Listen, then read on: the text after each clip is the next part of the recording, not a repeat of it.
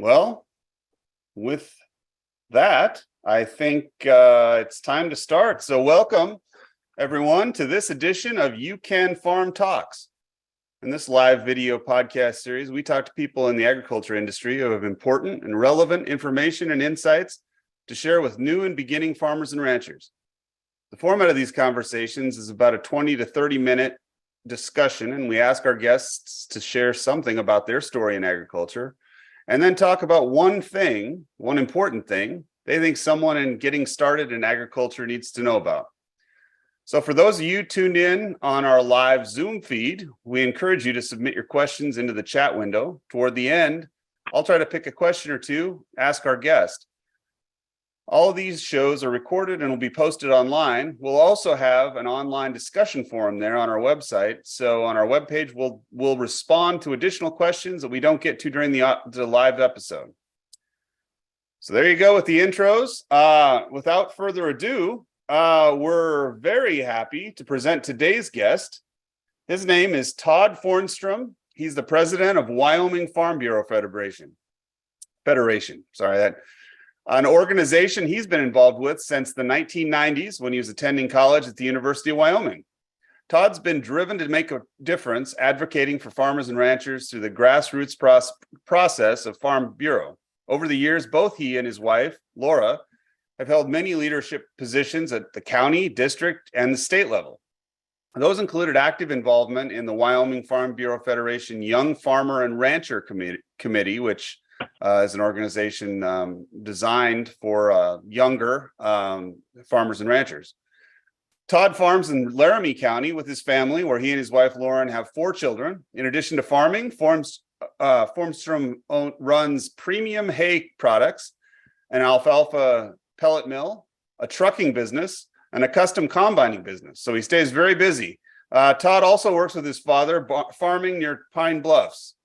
The diversified farm consists of irrigated corn, wheat, alfalfa, and dry beans. And if I understand correctly, this past November, I believe Todd was elected to his 7th term as Farm Bureau president. So hello, Todd, and welcome to You Can Farm Talks. Hello, thank you for having me. Well, thanks for joining us. We really appreciate and honored to have you on the program and willing to come and talk to our audience and talk a little bit about yourself. So, Todd, it seems like you've been involved in and around farming and agriculture for most, if not all, of your life. We always like to start these things and ask our guests to start off telling us a little bit about your story, how you came to be where you are as it relates, especially to your involvement in agriculture. And so, can you talk to us about your background, how you got to this point, maybe some of the things that motivated you and your decisions along the way, challenges you faced along the way? So looking forward to hearing from you. All right. Well, thank you. I guess I'll start off with, I'm a 4th generation technically. My great-grandfather came from Sweden right at the turn of the 1900. Made it as far west as Bushnell, Nebraska. And there I think he ran out of money and got kicked off the train. I'm not real sure, but he started helping out with some local ranchers and got into agriculture. And he had 4 boys, the oldest being my grandfather, who came closer down into Pine Bluffs and started farming here. Wow. From there, the normal story. Grandpa started the farm in 31. He had 3 boys and a girl, and my dad happened to be the one that ended up back on the home place. And so I have 2 brothers. We all have farmed some here and there. My middle brother right now still owns most of where my grandfather started in the 30s. Oh, wow. That's great. All of us are still around close here. I farm with my father now more than anything, more custom farming, more rental ground. It's hard in today's agriculture to own ag land and be able to farm it, just the sheer amount of capital. So that's a little bit about how my background in farming. I've always enjoyed farming since I was a little kid. Smell of dirt's one of those things that gets in your blood, and you really can't get away from it. So, I along the way, you like decided said, you wanted to keep with it. Obviously, you decided that you enjoyed it enough that you wanted to continue in that Yep. vein, huh? Yeah, the interesting part is talking to John before we got on here. I was in college in the early '90s, and my assignment was to go to college and figure out, in case the farm isn't big enough for all of us, that I needed to be able to go somewhere else. Yeah. Which was fine. But I came home, and soon after getting home and getting married, there was opportunities to start a pellet mill, which used to be in Pavilion, Wyoming. From there, it's just kind of just take the opportunities you're handed and run with them. Yeah. Well, that's that's a thing we see a lot with having another business and bringing in more things to the farm. So that's interesting, and that's it's a strategy that I think works for success. So. Yeah, long before I ever heard the word diversification, farmers used to have pigs, chickens, cattle, sheep. Yeah. They farmed. I mean, they did other things in the wintertime, whether they drove school bus or whatever, but they were diversified, vertically integrated. They ran all the way from the calf all the way to the slaughter plant. So it's just something that's kind of in the blood of most people in agriculture. Yeah. So, well, and then you ended up coming into Wyoming, it turns out, as well, and you ended up moving your base of operations, I guess, into Laramie County. Well, my grandfather moved from Bushnell down here in the 30s. So okay. That was okay. Into Wyoming, yeah. Okay. Yeah. So all right. I've always been in Wyoming. You can't call me a corn husker. We do farm there, but fair enough. Well, that's great. I'm anxious to hear about, it sounds like a lot of it, related, and I know you ended up involved very heavily, obviously, in Farm Bureau, and I suspect you're probably gonna, probably talk about that a little bit as you go forward. Yeah. So maybe I'll move to the next area of things, because I think it's gonna relate to that, and we always kind of try to have people talk about one thing, what's important. If you're going to talk to someone, what's one thing that somebody getting started, getting going needs to know and needs to be thinking about. I know you and I talked a little bit, or had some communications about this beforehand. So I know you have some strong thoughts on the importance of getting involved, and that it's valuable and it's important. So talk to us about your one thing today to share with our new and beginning farmers and ranchers. Yeah, it's interesting when I got the question, what would the one thing be? So I bounced it off a few of the guys that I deal with on a regular basis in Farm Bureau, and I think we came up with 15 different things in about 3 minutes. It's hard to narrow it down to one, I know. Well, and the experience that I've had in Farm Bureau is one that I started when I was in college, kind of as an assignment by my parents that I was going along. I don't know if it was to keep me out of trouble or to keep somebody else at the meeting, but I started as a sophomore in college.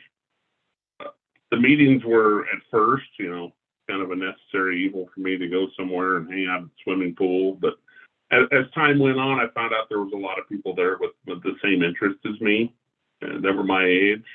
I sit on the board of directors for the Wyoming Farm Bureau with a group of people who have children my age we basically grew our families up together. That experience of saying yes and saying yes to service it's nothing that I can replace. It's invaluable to what I do and to what we do in agriculture. People in agriculture are woven into the communities that we are in, because we're on the school board. You have kids in school. You have people in the fire department. You're on the hospital boards. I mean, you are part of the lifeblood of those communities. So when you say yes and get involved, I mean, you're not only helping out your community, you're creating those connections, those people that are always going to be there for you. I could tell you, I could probably talk, and if I needed help with something, say harvest, it'd take probably 20 minutes and I could come up with a crew for harvest. Yeah. You get those connections by isolating yourself and staying in your own little bubbles. Yeah. And it's important to be a part of those communities. Yeah. Yeah. No, that's clearly there's a support network that, as you describe, and seems like that could be invaluable for somebody who's getting going.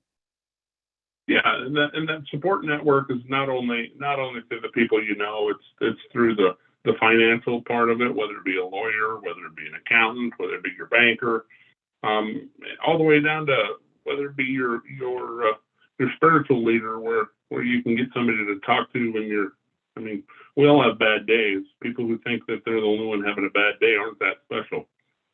So it's amazing to me that the amount of different people that are in our lives that we're connected to that need us as much as we need them. Yeah. Yeah. Well, what would you, so for someone who was getting started and didn't have any prior experience with Farm Bureau, maybe didn't have family members that were involved, but was just looking to be involved in agriculture or looking to get started and thinking, how would I do that? How would I go about getting involved in Farm Bureau? Would you have any recommendations for those people? Oh yeah. So I mean, the Farm Bureau is unique, and I'm kind of partial towards it. We have a collegiate membership, a club there at the university, and I think there might be one or two more in the state. But every county has a local Farm Bureau, and it's a grassroots organization where you talk about local issues and local solutions and move them up just like you hear about in government class. You know, you start off with an idea and you have to work it through the whole system, and before it's over, you have an actual policy built. That's as easy as just showing up to a meeting, and that's all you need to do. I mean, if you don't want to do any more than that, I mean, that's an important part of the whole organization. Any organization, just being a part of it and helping out. The guy who helps fold up the tables at the end of the meeting is as important as the people in the meeting. Yeah. It takes everybody to make it work. Yeah. So don't ever think that your role within any organization is minimized by what you're actually doing. Just being a part of it. Right. Well, and I know that it gives you that inner involvement, can also give you a voice and a hand maybe in helping to shape a lot of things that Farm Bureau gets involved in. So whether it's the regulatory involvement, I know one of the things we talk about when we talk about risk and things to think about is regulatory risks, and you talk about the environment you're in and the landscape that you're going to deal with, and I know that Farm Bureau has a big role in helping to shape that. So can you talk a little bit about how someone, what Farm Bureau does and what being part of Farm Bureau might do to help benefit, your entire industry, your environment? I guess I would point out it's the old saying that if you don't have a seat at the table, you might be on the table. So Farm Bureau has a seat at the table. Our national president has had one-on-one meetings with the last 2 or 3 presidents at least. We've had them at our national convention. We have direct access generally to almost all of the senators and representatives. There's a good rapport. And one reason I think that is because it's a grassroots organization that follows its policy. Its leadership doesn't direct where the organization is going. They carry the water of the people who come up with the policy. So if the policy of the Laramie County makes it all the way to the state makes it all the way into the national policy, the people in Laramie County had a say on a national level, and that very well might be brought up at a meeting with the President of the United States. Yeah. Yeah. I mean, it's you feel once you watch the policy go through its full course, it's a very rewarding. Yeah. Oh, I'm sure. Very I'm rewarding. sure to be involved in something like that, and to have, like you say, to have a voice in that and a seat at the table, I think could, is can be potentially very important. I At what point? So younger, some new and beginning producers are younger, some aren't. Some various types that might get involved, but the young farmer and rancher program is one place I think where you start to get that involvement. So what are some of the things that people might participate in early on as they start to get involved, if they find that that's interesting and they're trying to align that maybe with maybe they're going to college, maybe they're not, maybe they have certain specific things that they want to get involved in. So maybe talk about the role of those folks. One of the more productive committees that the Farm Bureau has is its Young Farmer and Rancher program, which is within the actual federation. It's a group between the ages of 18 and 35. They have we have special slots on our county boards for young farmer rancher positions, along with a state committee that is elected by regions within the state. So there's 5 regions: north, northeast, southwest, and central. They have a actual I'm trying to think of the word, but they actually have something that they are. So one of their main projects, I'll start off with that, is ag books for kids. Oh, okay. So we pick out, the state picks out an agricultural based book that they try to come up with a program for kids anywhere from kindergarten to 5th grade. And they actually take it into the schools, have presentations for those kids, and teach them things about agriculture. And we've had books on everything from bees to soybeans to cattle to popcorn. And it's a good way to teach our youth about agriculture, that our food doesn't come from the grocery store. It's grown right out there out in that vast openness that we all call Wyoming. And there's a really good reception for it within the schools in Wyoming. Yeah. What people don't understand, in Cheyenne alone, there's 34 or 35 elementary schools. Yeah, that's a lot of. When you have access to that many kids and that many teachers who are usually very willing to help out. Yeah. They like that connection with agriculture. Yeah. With the natural resources. So. Yeah, that's a great connection, and it's a great thing for educating everybody, whether they go into farming or not, I'm sure, about agriculture, and like you say, where their food's grown. And then I know another thing that's in schools, at a secondary level, you've got, and even before that, but FFA. And I know we work with, we do a lot of work with the FFA programs, but it seems like in a lot of ways that the Young Farmer and Rancher program is in some ways a very logical next step or complement or whatever you want to say to people as they've pursued those things and they have that interest and they like that involvement of being part of that community. It seems like it's a great segue between that and maybe an adult, eventual, full Farm Bureau, the adult Farm Bureau. Is that kind of a path that you'd recommend? Oh yeah, I would definitely recommend that. We a lot of times will try to sponsor FFA kids during our annual convention at the state level. Bring some along, and we've had some in Laramie County alone. We had some that even ended up on our board at the county level. It's a great way. There are the focus of the YFNR, the Young Farmer Rancher program, is really more of a service oriented. So with the ag books for kids, there's also some contests that are involved.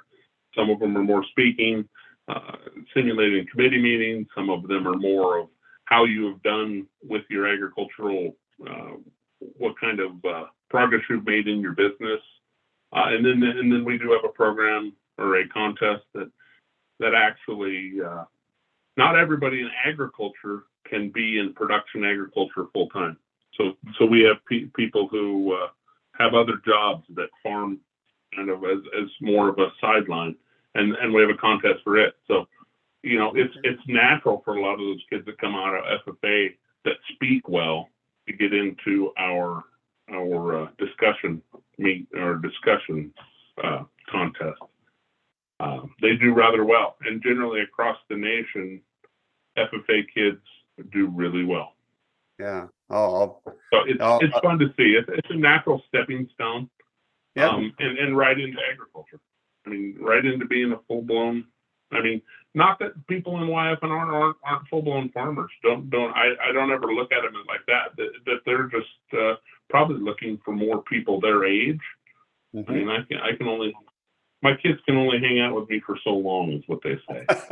So it's always important to have a network of people that are your peers in age and in your industry, and all those things mixing together is important. It sounds like Farm Bureau does a good job of mixing the experience and the people that are really involved with the younger who have, you know, are a different demographic, but have obviously similar interests. Yeah, and it gives them a sounding board to, you know, they all have questions, and they've all heard Dad and Grandpa tell them how things are supposed to be. But when they hear somebody that's their age, that's gone through it, that can talk to them, they put it in terms that they understand, and they deal with technology different, and they deal with people different, and they, you know, I fumbled around with this iPad for long enough, and I thought I was good at it. Kids probably would have been embarrassed. Sometimes that knowledge sharing can go both ways, right? Sometimes our younger generations can help us a little bit with some of the technology side of things as well. So no, that's, to be honest, that YF&R program has produced probably, I think, a majority of our board members on the Wyoming Farm Bureau State Board of Directors are ex-YF&R members. Wow. So it's a good training ground. It's a great stepping stone, and they can just keep moving on and going up the ladder. Yeah. Well, there's a lot good of fun they can do. Go ahead. There's a national YF&R if they're interested, and they travel all over. We've actually had one of our past YF&R chairs went on to become the chair of the national committee. Wow. So, well, you can do it from wherever. Yeah, there's some great, I can attest to that. I've done some work around the country, and I once was at the National Young YF&R American Farm Bureau convention, and I know what a great group and how much, you know, they were able to gain from something like that. So I definitely think that's something that for our group, for our listeners, people, that's a great opportunity. Maybe one more is, let's say that they're not young. Let's say, you know, we also, for example, veterans and other older, you know, that might be wanting to get involved in agriculture. Is there a place for, you know, in Farm Bureau for someone who, you know, maybe isn't the young, the 35 and younger, maybe they're, you know, entering agriculture, but they're trying to find their way? Was there anything you'd recommend for that type of a new entrant? You know, anybody who wants to get involved with the Farm Bureau, I would tell them to get a hold of their local county board. We're always looking for people wanting to be active with ideas, and it's a great opportunity. Yeah. There's 21 of them in the state of Wyoming, so there's one around every corner. Oh, great. Well, I do think there's a lot of opportunities there, and I think it's been great to hear about. I guess we're getting kind of toward the end. Is there anything else you have that we didn't touch on that you wanted to mention or throw out there, or anything? You know, one of the other things I had jotted down earlier was beyond getting involved is, I mean, you can farm all day long and you can do it 7 days a week, but we all know that getting involved in something else is healthy for your farming, and people need to understand that. I've watched way too many older farmers. They get done farming and they don't have any hobbies. They don't have any other things to do, and it's hard on them when they're done farming. So I encourage people to do other things and keep their their horizon's a little bit wider than just out the front window of the tractor. Yeah, that's a great point. And I'll tell you, we've kind of touched on a little bit, almost the mental health and support, the social aspects, all the kinds of things that go beyond that are more whole person kinds of things that that Farm Bureau can provide something, that in an outlet and a way for people to help themselves and in the process of helping other people, it sounds like. So. Well, we always hope that the Farm Bureau can help farmers and ranchers in anything that they are asking about, including the mental health. I mean, there's always somebody out there to talk to, and that is a big issue in agriculture. Yeah. The big strong farmer that works all day long still needs somebody to talk to. Yeah. And he may not feel comfortable doing it. So. Yeah. Well, that's a great point. And that's a lot of great information. So I think we're about 27 minutes into it. So I guess that's probably, about most of our time. We sure appreciate you taking the time to talk with us today. I really have enjoyed it. Thank you very much, Todd. Thank you. Well, thank you. And thank you for giving me the opportunity to brag a little bit about Farm Bureau. It's our pleasure. And we appreciate your taking the time to share all those insights and let us know more about it. So thank you very much. And with that, I guess that's it for our episode of You Can Farm Talks. Thanks to everyone who took the time to tune in live and submit questions. We kind of, without saying it, we kind of integrated that a little bit. Recording will be posted and archived on our website and on our YouTube page. So follow and watch out for that. You can watch this again. If you have any more questions or watching the recorded episode and you just didn't get a chance to ask them, please feel free to send those questions, email, or even better, add them to our discussion forum on our webpage. We'll try to get to as many of those as we can and provide feedback. Stay tuned about the information about the next You Can Farm Talks conversation. I think we have one lined up for this time next week. We're going to be sharing details about who our guest will be in our episode next on our webpage soon. So check back on our website and our Facebook page. Funding for this program has been provided by the USDA NIFA BFRDP program. We'd also like to thank Custom Ag Solutions, Right Risk, and especially our partners at the University of Wyoming Extension and Farm Bureau, Wyoming Farm Bureau Federation as well. So thank you all for listening to You Can Farm Talks and have a great night.